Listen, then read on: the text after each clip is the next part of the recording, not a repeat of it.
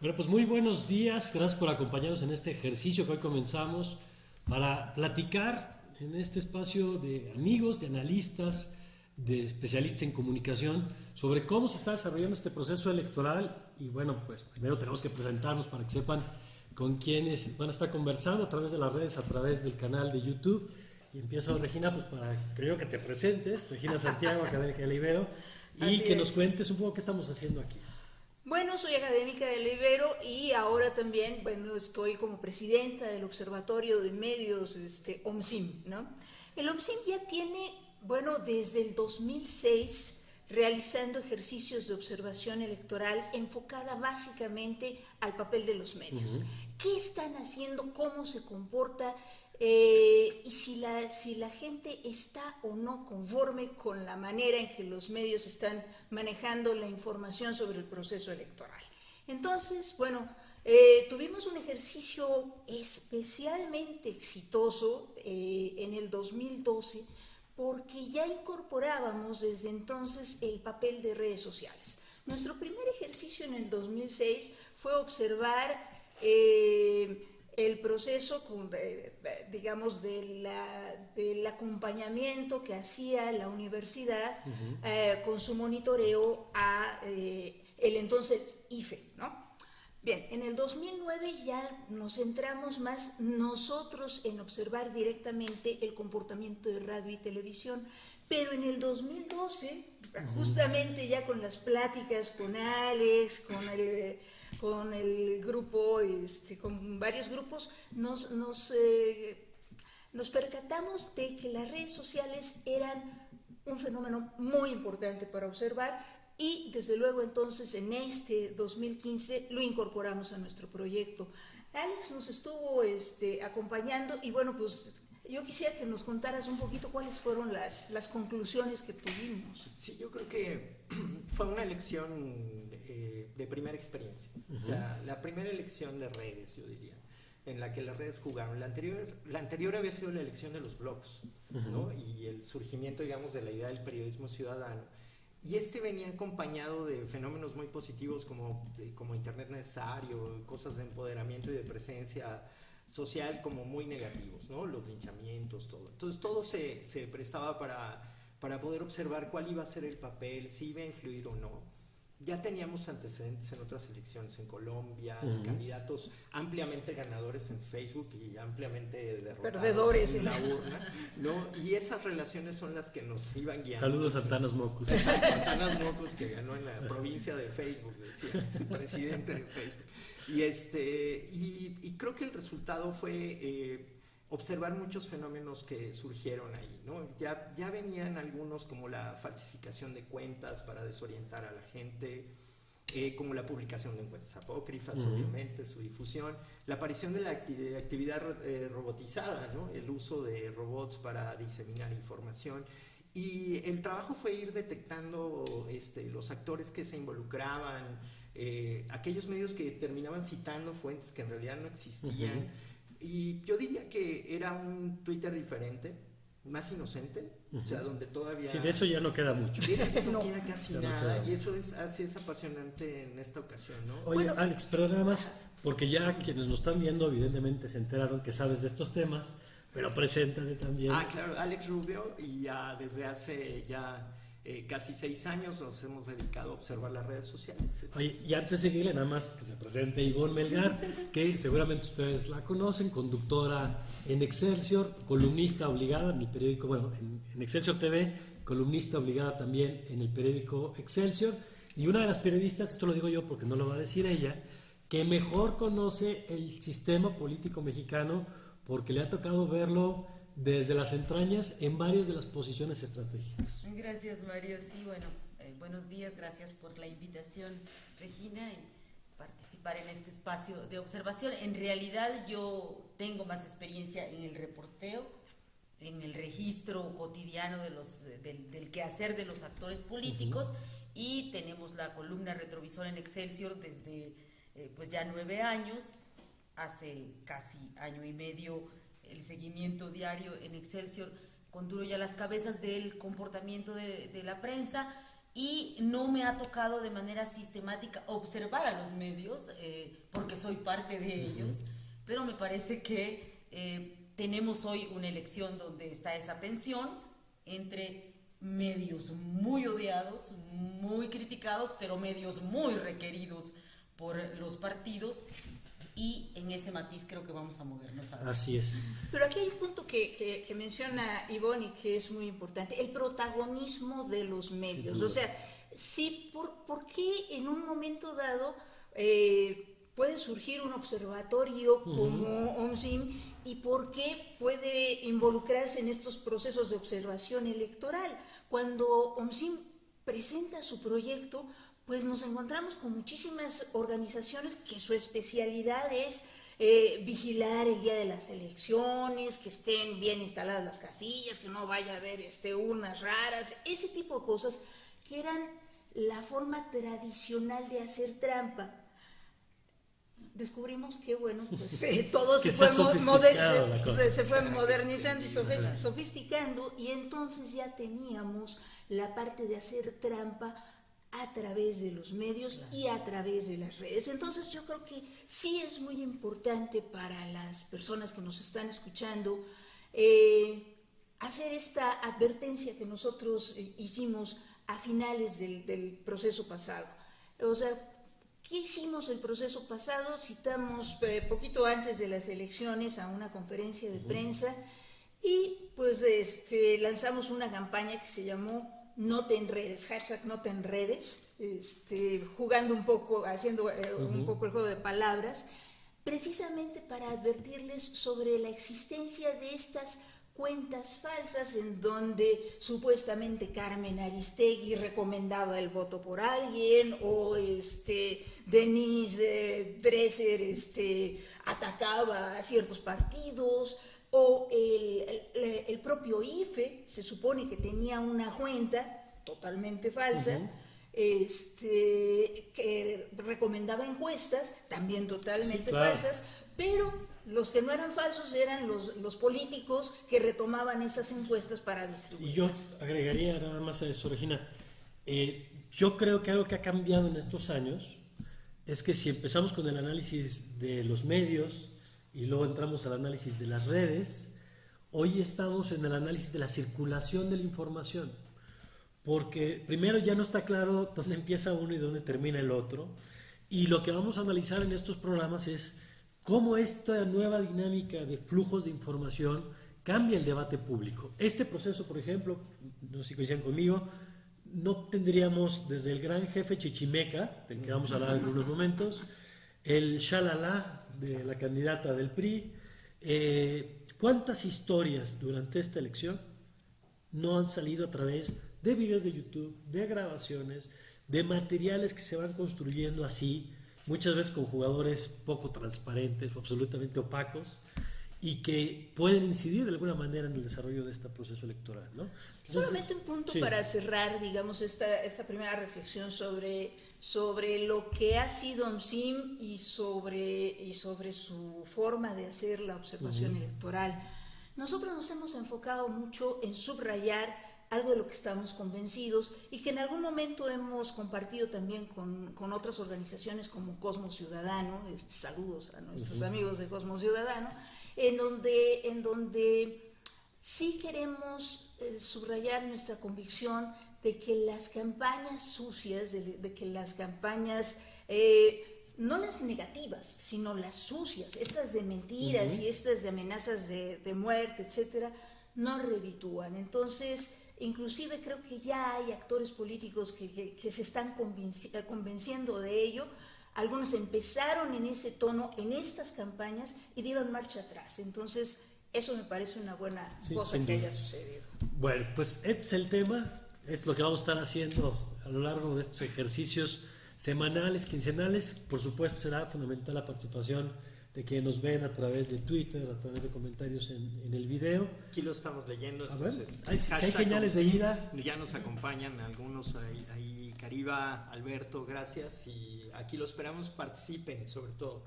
Por supuesto, pues vamos a hacer un brevísimo corte, ahora que estamos transmitiendo aquí en vivo, Y vamos a regresar con el tema, uno de los temas de la semana, sin duda, lo que pasó con el consejero presidente Lorenzo Córdoba.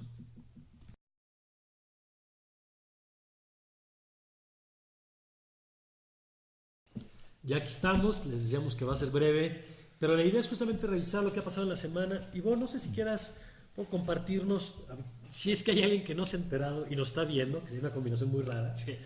Porque si no se enteró y nos ve, bueno, pues muchas gracias, pero fue la noticia a lo largo de la semana. A ver, ¿qué fue lo que pasó y por qué en un espacio como este tendríamos que estarlo platicando? Ok, Lorenzo Córdoba, me Sí. dices. Creo que estábamos en un momento donde el IFE empezaba con sus nuevas reglas a revisar, a arbitrar cómo vivir lo de las campañas negras, si van los spots que critican, que son infundios. En esa historia empezaban a castigar un poco a los actores, una pugna evidente ya manifiesta entre consejeros electorales y magistrados del Tribunal Electoral que tienen otros criterios, y en ese marco, a 2 semanas, 17 días de las elecciones, el audio que revela una personalidad que contradice el personaje que Lorenzo Córdoba nos ha proyectado. Como de sí Lucerito mismo. cazando. Así es, así es. Y bueno, creo que empieza a dividirse la comentocracia, es lo que tenemos hasta ahora.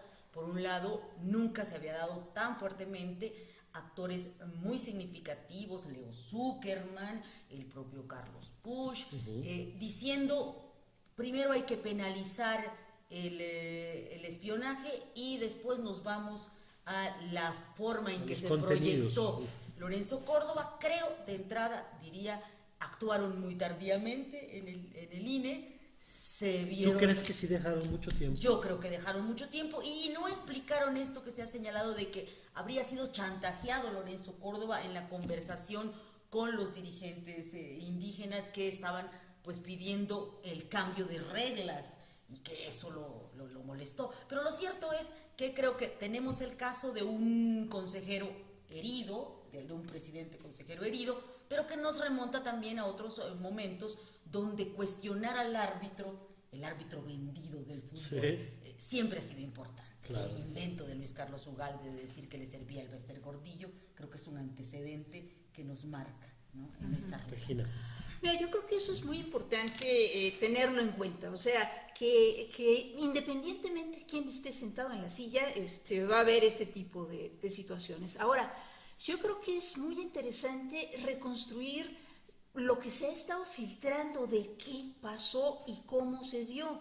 O sea, hay una nota en el Universal que señala que, bueno, pues esto ya se había repartido. O sea, este video ya era conocido por distintos reporteros, ya había el acuerdo de darlo a conocer simultáneamente en alguna fecha posterior, y de repente alguien rompe el acuerdo para hacerlo coincidir con una fecha también muy importante, en donde se iba a discutir la situación del Partido Verde, las multas al Partido Verde, etcétera. Entonces, esto me parece importante tenerlo en cuenta, porque ya nos deja también ver esta parte de las estrategias mezcladas. Si recordamos un poquito el asunto de la Casa Blanca, la Casa Blanca detona, y bueno, también según lo que se ha podido reconstruir, ¿no? Porque ahí sí no me consta, yo no estuve en la parte de planeación de la historia, cómo se detonó, pero el asunto de la Casa Blanca detona en el portal de Carmen Aristegui, pero ya se había citado también a una conferencia de prensa con medios extranjeros. Sí, para adelantarles lo que venía. Exactamente. Y entonces ya tenemos el juego en un portal de internet, proceso que también llevó la historia, y bueno, después ya se hizo enorme. Con ¿no? la diferencia nada más que en el caso de la Casa Blanca, sabemos quiénes eran los actores que promovían la historia. Claro. Era un grupo de periodistas que lo que desarrolló, que es muy interesante, es una estrategia para aumentar el impacto de su historia, arroparla y que tuviera resonancia, digamos. En este caso es lo mismo, Nada más que no sabemos quién es la mano negra. Bueno, Porque digo, la historia de que fue un empleado del INE en la de la enojado, Casa, bueno, en la de la Casa Blanca tampoco sabemos exactamente cómo estuvo, digamos, cierto tipo de información. Sí hay una investigación previa, pero también existen todas las versiones de que si intervino que si Marcelo, Ebrard, etcétera. que ¿no? yo creo que no hay evidencia por lo menos de eso hasta ahora, pero de que la han puesto circular. Es una de las cosas que circulan, Claro. pero hacia donde yo iría es hacia que nos centremos dentro de la estrategia a pensar que ya no es actuar solamente a través de los medios tradicionales con los reporteros, o sea, ya se está pensando en una ofensiva total, ¿no? Claro. ¿Cómo decían? Blitzkrieg. Sí, la guerra. Sí, de esta manera se está actuando, Bueno, ¿no? y vaya que si funcionó. Alex, tú das seguimiento a lo que pasa en las redes y esta historia, vaya que prendió, ¿no? Sí, de hecho es el tema que ha tenido más volumen en todo el proceso. Este es un proceso que... Más que ningún otro video, ningún más que otro grabaciones, video, actos de campaña. filtración a lo largo, tuvo el mayor volumen en los temas que se refieren a la elección. Es decir, incluso cuando tú ves gráficamente un tema como el registro del verde, tú ves inmediatamente un comportamiento moderado, es un grupo relativamente pequeño para las proporciones de la conversación en la red, y se dispara ese día, ¿no? O sea, se dispara acompañado de todo este tema, esa es la verdad, es que muchos temas... ¿Y por qué se dispara? ¿Por espontáneos o por agentes que de pronto empiezan a inflar el tema? No, mira, yo creo que este es un caso particular en el que yo no reconocí específicamente que hubiera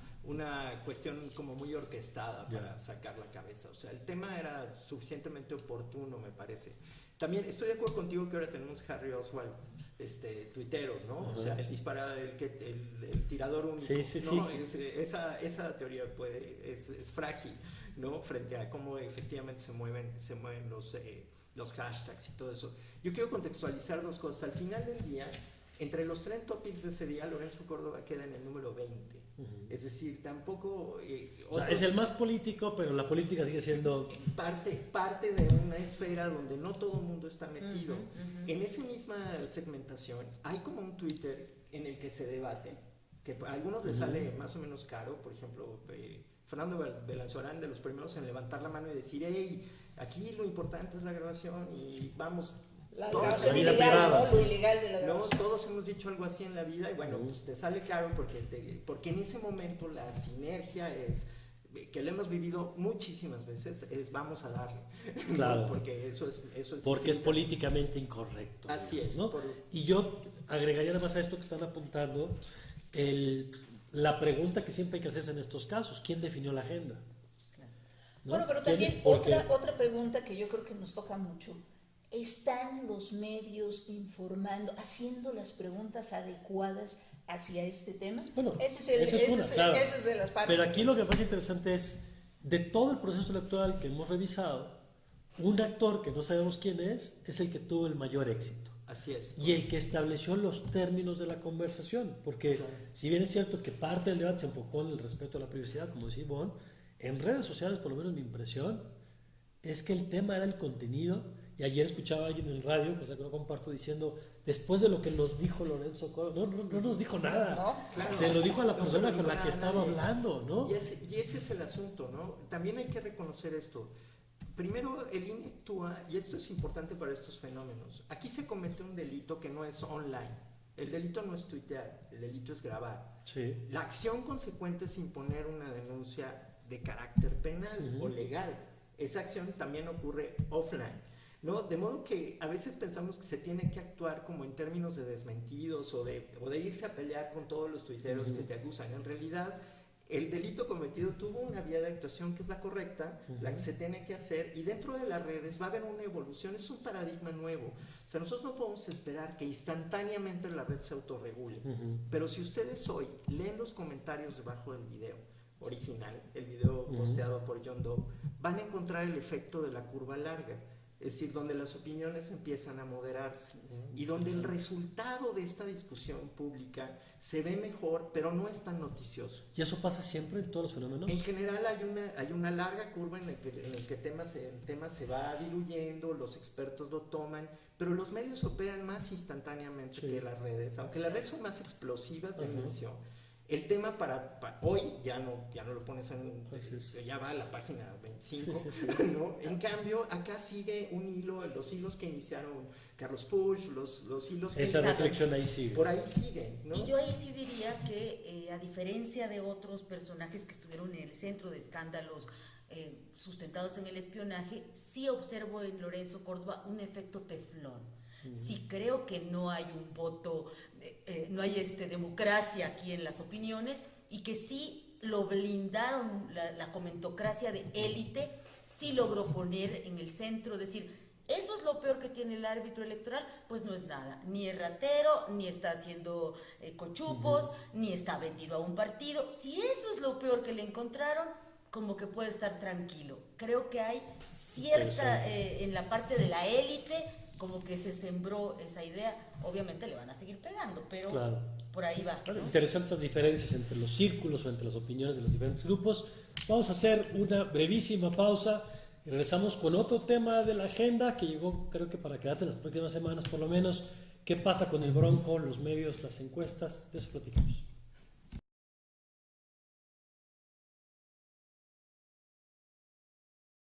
Bueno, gracias por sus comentarios. Nos decían que había algunos problemas ahí con el video que era privado. Ya se solucionó el asunto. De todos modos, les compartimos que se va a subir. Quizá el martes ya esté en línea con algunos de los elementos que aquí estamos platicando y que puedan ustedes ver ya en este video producido. Y bueno, otro de los temas, sin duda, es lo que pasa con el Bronco. Este candidato independiente en Nuevo León, que hay quien dice independiente de dónde, bueno, independiente porque no va por un partido político.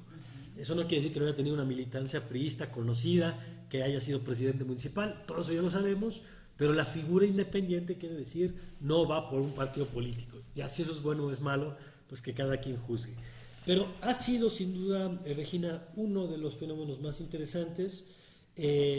Así como habrá que seguir Michoacán, Guerrero, el 7 de junio, lo que pasa en Nuevo León tiene las miradas, entre otras cosas por el rol de los medios en este proceso. Desde luego, fíjate que, bueno, el Bronco ha insistido muchísimo en que su campaña es una campaña diferente precisamente, bueno, porque es un candidato, se presenta como un candidato independiente, pero además por el uso de las redes sociales. O sea, el Bronco ha enfatizado que su apuesta ha sido a no tener nada que ver con cuestiones con radio y televisión y medios impresos, o sea, y apostarle todo a cuestiones de YouTube y a que justamente todo se difunda a través de las redes. Y las redes sociales en el sentido digital y analógico, ¿no? Es decir, redes de Twitter, YouTube, pero redes de boca en boca.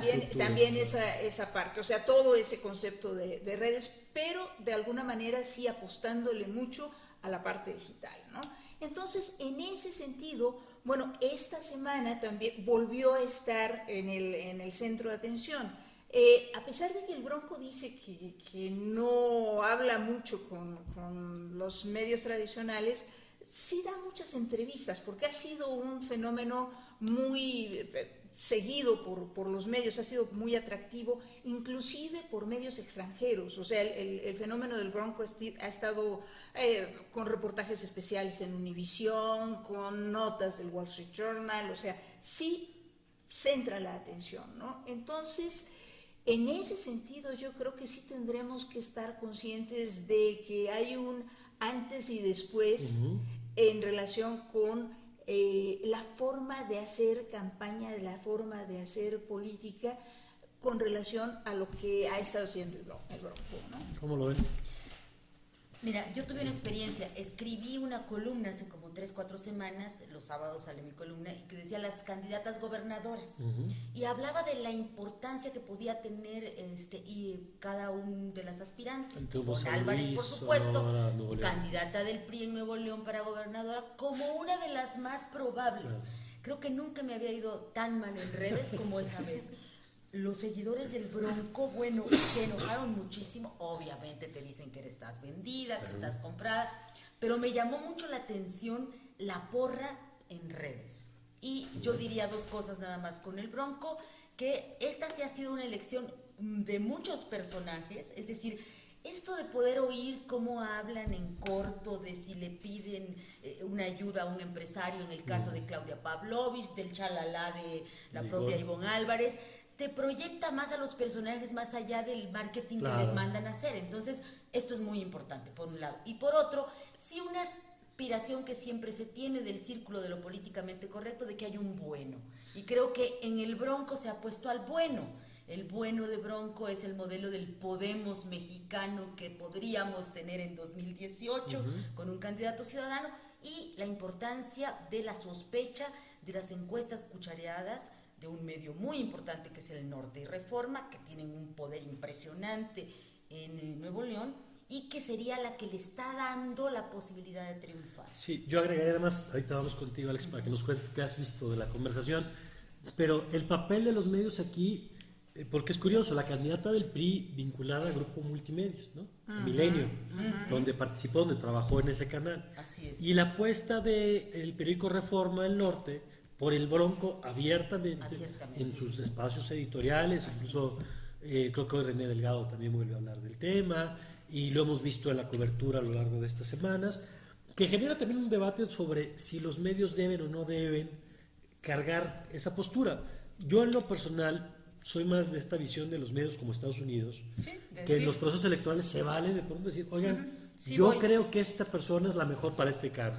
El punto fino está en distinguir opinión de información, o manipulación de la información, el sesgo que pueda tener la reportera o el reportero que cubre a uno de los dos candidatos. Es decir, ahí es donde se pone más complicada la cosa. Pero que abiertamente diga, oiga, nosotros vemos con buenos ojos este proyecto, me parece más sano que los que de todos modos lo hacen, pero no te lo dicen tan claro. A ver, nada más una cosita antes de que entremos al tema de Alex, en relación con la parte de las encuestas y la transparencia en ese sentido. Sí.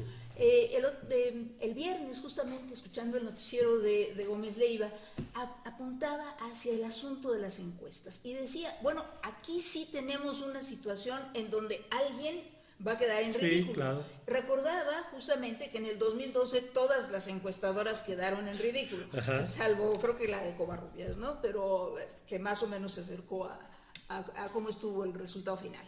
En esta ocasión, Gómez Leiva lo que decía era, en SDP Noticias, con una encuesta de Covarrubias, se pone a Ivonne Álvarez en la delantera. Y ahora tenemos la encuesta del periódico Reforma, en donde, bueno, pues el que va a la delantera es el Bronco, ¿no? Entonces, ahí dijo, bueno, pues alguien necesariamente nos está mintiendo porque están tomadas las encuestas en el mismo momento.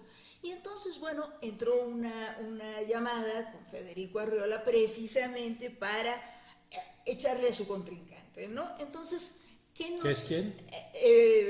Reforma, ¿no? O sea, la encuesta de SDP Noticias trae adelante a Ivonne y la encuesta de Reforma trae adelante al Bronco. Entonces decía, curiosamente, en esta ocasión, Reforma no está utilizando a su encuestador estrella, sino que está utilizando a otra gente. Que como nota ahí al pie, si no me recuerdo, el SDP también decía que el PAN no estaba muerto, como tratando de decir, a ver, aquí no hay voto útil, los panistas no se desanimen, muchachos, todavía pueden tener a su candidato ganador, en una forma más de juego en esto que tú apuntas, ¿no? Ok, sí, entonces sí tenemos a los medios muy metidos y a las encuestas también que hacen estos medios, pues digamos, en esta parte ya mucho más politizada. Pero en este caso lo que me parece muy importante es señalar que si una de las dos está mintiendo. Al final ya sabremos cuál es. Y lo vamos a saber qué es lo más padre. Claro, y habrá que tener memoria de ver quién dijo qué cosa, ¿no? Sí, Alex. No, bueno, en el Bronco estás viendo la combinación de un personajazo,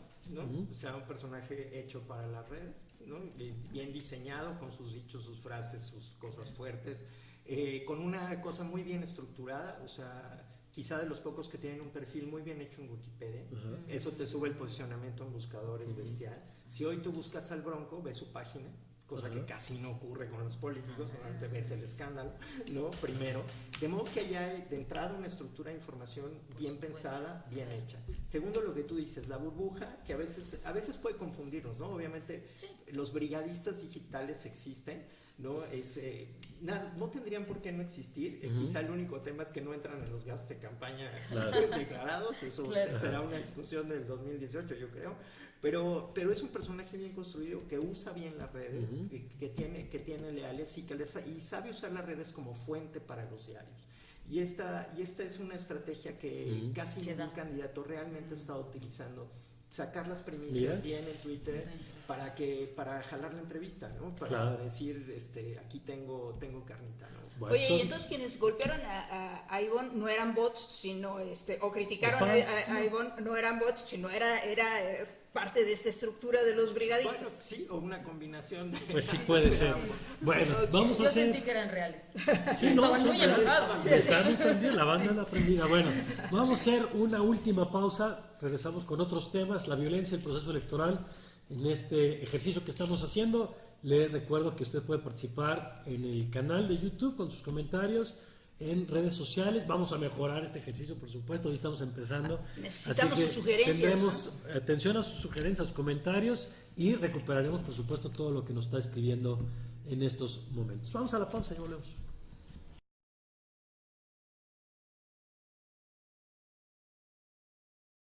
Y vamos con la última parte de esta revisión, algunos de los temas de la semana en su papel desde la perspectiva de los medios, porque hay muchos espacios de análisis del proceso electoral. Nosotros queremos poner el acento en las redes, en los medios, en las audiencias, en la circulación de la información. Y el tercer tema, Ivonne, es el tema de la violencia en estas elecciones. Tenemos, por supuesto, el caso de Michoacán, que desde ayer comenzó a circular desde temprano, luego llega a la conferencia de prensa. Tenemos el caso de Guerrero. ¿Cómo estás viendo? Incluso hoy tenemos información que habrá que ver si se confirma, pues, de estos disparos que habrían hecho contra la comitiva del candidato del PAN en Guerrero, donde afortunadamente no hay personas heridas, pero no deja de ser un hecho grave si así ocurrió esto ayer por la noche. Cuéntanos cómo estás viendo y qué peso le puede tener el tema. Yo daría dos comentarios generales. Por un lado, me parece sorprendente el papel de los políticos. Ayer buscaba yo reacciones de Luisa María Calderón, de Silvano Aureoles, de Chon Orihuela, los candidatos a gobernador en Michoacán, y son como espectadores. Pareciera que están haciendo campaña en Coyoacán para la delegación. No se involucran con el fenómeno terrible de la violencia, quisieran no verla y actúan como si no están buscando el poder para resolver ese problema.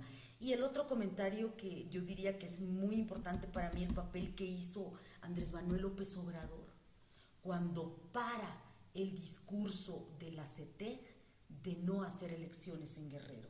Me parece que su liderazgo quedó de manifiesto. Él tomó la voz de los partidos diciendo: somos muy diferentes, pero somos lo mismo. Nos vamos a cuidar para seguir repartiéndonos el poder y no nos vengas a meter ruido de que las elecciones no se deben realizar. Creo que hay una partidocracia fuerte que defiende su pastel. Alex. Todo de acuerdo. Yo creo que en general en las redes sociales hemos visto que los usuarios se han vuelto más responsables con la diseminación de la violencia. Hemos tenido pocas falsas alarmas o falseamientos de balaceras, de imágenes. No hemos sabido de cosas así que también fueron prácticas un poco más del pasado. La gente se va haciendo más responsable. Me parece porque todavía, eso me parece muy interesante, perdón que te interrumpa, porque yo todavía recuerdo, por ejemplo, en el caso de Ayotzinapa, la circulación de algunas fotografías. Hay una muy famosa donde están jóvenes desnudos en el piso y que resulta que es de un centro en San Luis Potosí de hace varios años, no es de Guerrero, pero la foto circuló mucho. Ahora no estamos viendo entonces este fenómeno. No se está viendo, pero yo creo que hay que estar muy alerta a las falsificaciones. O sea, cuando el ánimo está encendido o tenemos esta dinámica de esperar que sucedan cosas, ¿no? Creo que estar muy atento, revisar las fuentes. Es muy fácil, ¿no? Ver si la foto no proviene de otro lado, y creo que una responsabilidad. ¿Cómo es que es muy fácil? Bueno, puedes tomar la foto y buscarla en Google. Google va a buscar la imagen te va a decir si está en otros lugares, y esa es una manera... Que es una función relativamente nueva, Es una ¿no? función de Google, la búsqueda usando imágenes. De modo que ahí tú puedes rápido constatar si la imagen, ahora sí que hablando de audiencias críticas y empoderadas, pues eso rápidamente antes del retweet, ¿no? No, Checar, eso es muy checarlo. importante Sí. que nuestro público lo sepa, ¿no? No todo lo que circula en las redes es real, aunque sean imágenes, aunque sean videos, hay videos trucados, hay toda esta parte, y sí es el momento de hacer un llamado a la responsabilidad, ¿no? En ese sentido. Y yo diría que en casos como este, como el de la violencia, por ejemplo, el caso de Michoacán, que hagamos este esfuerzo como el que planteaban de las 2 etapas de la reflexión.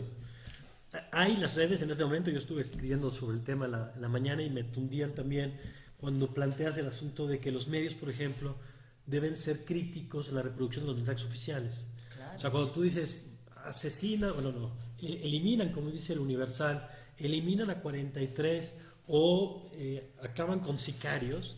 Espérame, no hubo un juicio, no hay una investigación, no se sabe la identidad de los 43 como para saber si alguien estaba ahí en ese grupo. En fin, yo creo que hay que ser prudentes. Yo entiendo que hay mucho enojo, que la inseguridad ha generado muchos agravios y que queremos de pronto cualquier cosa que nos dé cierta confianza o tranquilidad, pero hay que ser prudentes. De todos modos, hay casos como Tatlaya, otros que sirven ahí de referencia. Pero bueno, el tiempo se nos acabó. Alex, No, pues este tema, ¿no? Nuevos retos para todos. ¿dónde te siguen en Twitter? @ALXRubio. Muy bien. Ivonne. @Ivonne Melgar. Yo diría que vamos a tener quizás una semana ya donde se va a cerrar mucho más la atención de los partidos en las apuestas de las entidades donde va a haber relevo, y vamos a ver cómo sigue evolucionando el árbitro, si tiene mejores reflejos el árbitro electoral. Claro, claro. Regina. Bueno, pues yo cierro con una invitación para todos ustedes para que participen junto con nosotros. Tenemos ya el sitio omsim.mx que nos conecta a los blogs. Bienvenidos todos sus comentarios. Sí queremos ser un espacio de encuentro entre los académicos, los periodistas, los partidos, la gente de medios, para que entonces entre todos hagamos una reflexión, nos hagamos las preguntas de si estamos generando suficiente información e información correcta sobre este proceso electoral. Entonces, esa es la invitación. Bienvenidos sus comentarios. Gracias. Y bueno, gracias a usted por seguirnos, por vernos, por compartir este video, si es que le gustó, a la gente que nos vio en vivo y la gente que nos va a ver después, cosa que les vamos a agradecer siempre. Y aquí nos vemos la próxima semana. Muy buen día.